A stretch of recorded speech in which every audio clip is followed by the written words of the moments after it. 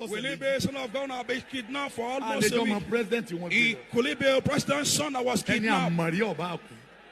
What I was asking is,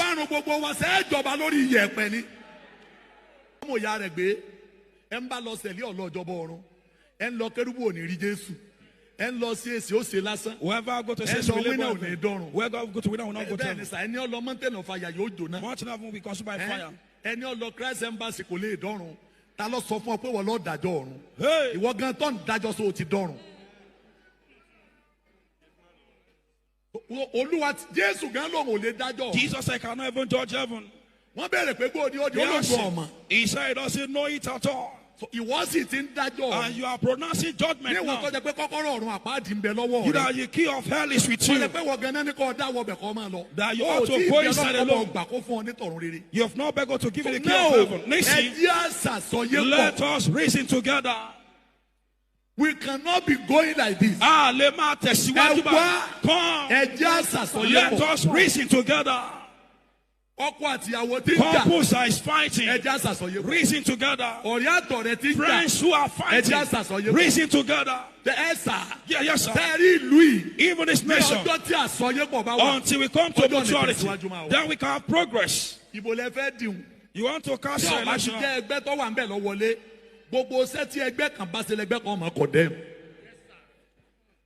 Continuity project. There is no continuity of project. Contractor has collected money. He won't go back to the project because no one is following it up. There is no mutuality. No one can save this nation. It's only those that can devour this nation that is existing. This is where we need prayer. We are shouting. We are praying. But we are stopped. That's a secret. We are shouting. We are praying. But we are stopped. Yes, sir. Politicians, they will come and serve your nation. We are not the politics again. We are consuming the nation. We are devouring the nation. That's all businessmen. All businessmen. They are not going to politics because the business is no more profitable as politicians now. Ẹni tó ní ṣọ́ọ̀bù tí ń lówó shop that was ó fẹ́ lọ bí òṣèlú want to go into politics because there is more money in politics than what is making. Ọjọ́kọjọ́ any day tí a bá ti padà sọ́dọ̀ that when we ẹlẹ́dàá return back to our creator, he is ready to save us. We are going through a lot. Sit down. Come. Let's reason together. All church leaders that you are connected to the top level, that you are not saying the truth, there is consequence on you because God will take vengeance on you. Those who you know, if you say the whole nation will say and there will be a change, but you are silent. Maybe it's such a time like this. That was why God spelled your life. Maybe it's such a time like this. God assign you that. Men are crying. All future glory has been eliminated.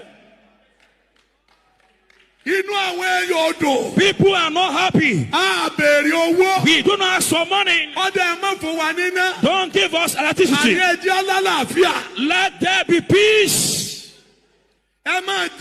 Just continue eating it. Let there be peace. Let us be alone.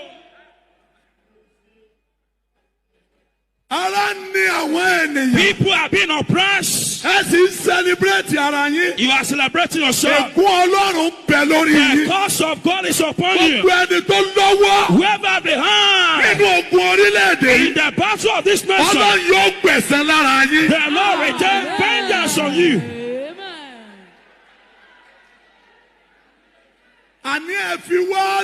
Let us be alone. Someone say, why are you praying? Why would we not pray? When we shout to our parents, our parents was paid. We call upon our church. The government and cheat us. God who has fed us is whom we are to call. No one to call upon again.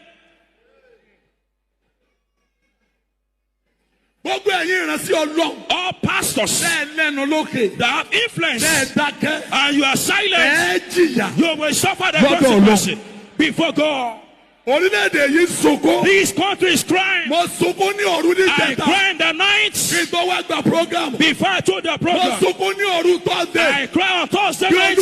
Oh Lord, people are crying. God, you are saying you are good at the cost of God is upon you. You can say it, but you fail to talk. People have been oppressed. People have been troubled. Do not forget. Mordecai.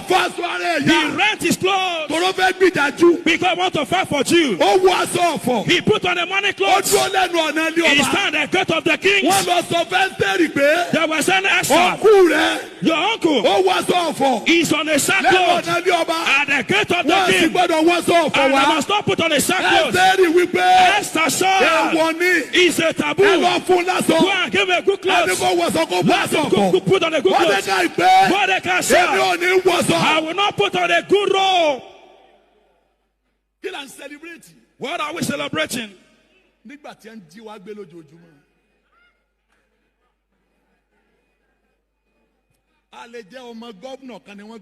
he be a son of governor be kidnapped for almost a week? Could he be a president's son that was kidnapped? What I was asking is,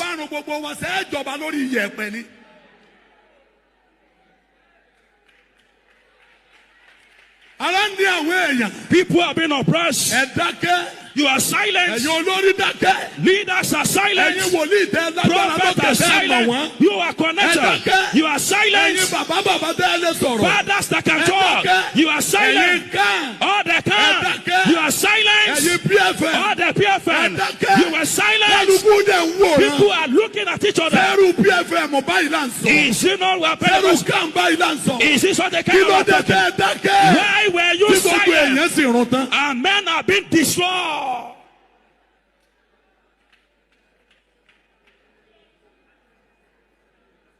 Let us reason together. Let us reason together.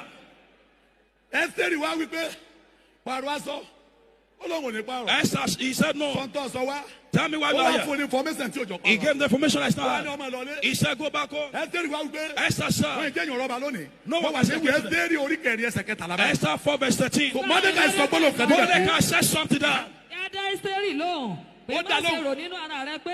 Ìwọ là nínú ilé ọba. Má rò nínú ara rẹ pé. Ìwọ là nínú ilé ọba. Ó là nínú ilé ọba. Ju gbogbo àwọn Júù lọ. Ju gbogbo àwọn Júù lọ. Nítorí pé bí ìwọ bá pẹnu rẹ mọ́ pátápátá. Tó o bá pẹ ẹ̀pọ̀ ẹyin tó yẹ kẹ́ ẹ sọ̀rọ̀. Those how to speak. Tẹ́ ẹ bá pẹnu rí mọ́ ní àkókò yìí. If you are silent in a time like this. Nígbà náà ni ìrànlọ́wọ́ àti ìrànlọ́wọ́ Júù. Bíbélì pé nígbà náà ni ìrànlọ́wọ́ máa wá láti bòmí. Yóò dìde láti ibòmíràn wá. Láti bòmí wá. Ṣùgbọ́n ìwọ àtìlé bàbá rẹ. Ṣùgbọ́n ẹ̀yin àtìlé yín tẹ́ sọ̀rọ̀. Ni a ó parun. Ta ni ó sì mọ̀ bí nítorí irú àkókò báyìí ni ìwọ ṣe dé ìjọba. Ta ló wá mọ̀? Who knows? Ó yà torí àkókò báyìí lolúwa fi gbé mi. God raise you up. Ta ló mọ̀? Who knows? Ó yà torí àkókò yìí. Maybe such a time like this. Olúwa fi ràn yín lọ́wọ́. God assisted you. Ta ló mọ̀? Who knows? Ó yà torí àkókò yìí. Maybe such a time like this. Olúwa fi yín sípò. God put you down. Ara ni wá. People have been oppressed.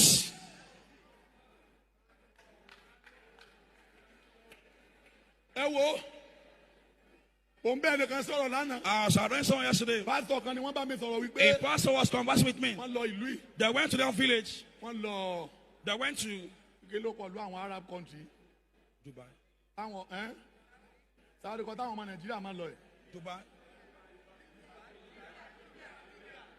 Dubai. Cairo. Egypt. Prophet olórí iye ọmọ Yorùbá tó wà ń bẹ̀ wá pé over bóyá 1,207 ọmọ Yorùbá ní bẹ̀ lẹ́wọ̀n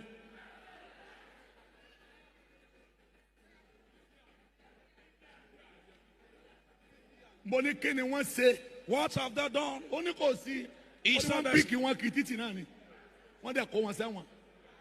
1,000. 1,000 plus. Ó wá ń pè mí pé He was calling kí la ṣe. What can we do to solve this problem? Ìlú ọba wa dáa. Wọ́n á lọ máa ṣerú èbó. Ní sá.